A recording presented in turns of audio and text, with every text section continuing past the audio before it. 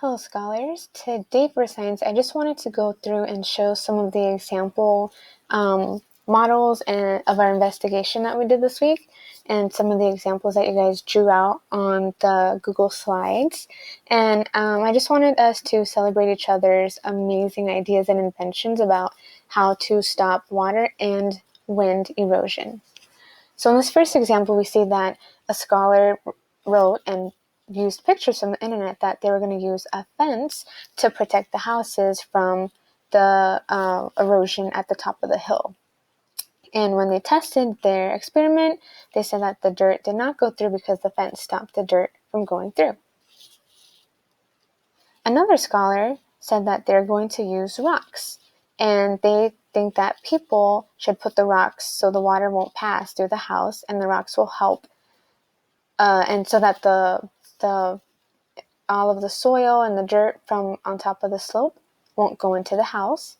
This is another example, and as you can see, they used the shapes feature on the Google slide.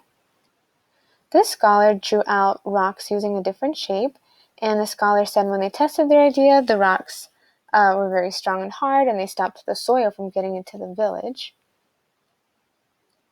And then here we have another drawing that a scholar submitted, and they had an idea where they just use a lot of rocks to help the sand not fly away. And here they're demonstrating the wind erosion. And then here we have our friend Emiliano who sent me a picture. He is using rocks to stop the water erosion, and as you can see, very little soil passed down here, and most of it was held back by all of those rocks.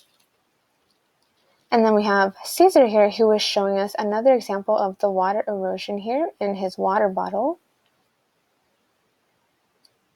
And then we have our other friend Melanie, and she is using popsicle sticks to build that fence to stop the water erosion.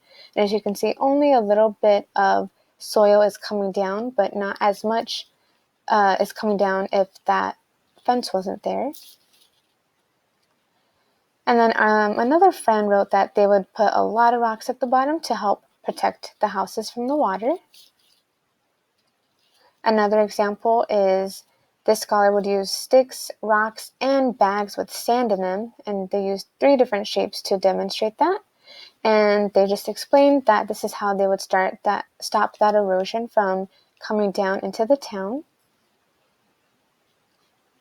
And this scholar said that they would use plants to help stop the erosion. And this was a really interesting idea because so far we've just been looking at fences being used and rocks and bags of sand. But this is the first example that I've seen that has suggested using plants, just like we saw in the video. And then this last one is showing sticks, leaves, and rocks to help stop the water erosion from coming down into the town. And that's pretty much it for today. Like I said, I just wanted to go through and show all of these different examples from all of your imaginations, and you guys were doing an amazing job as engineers and geologists to come up with solutions to help stop water and wind erosion.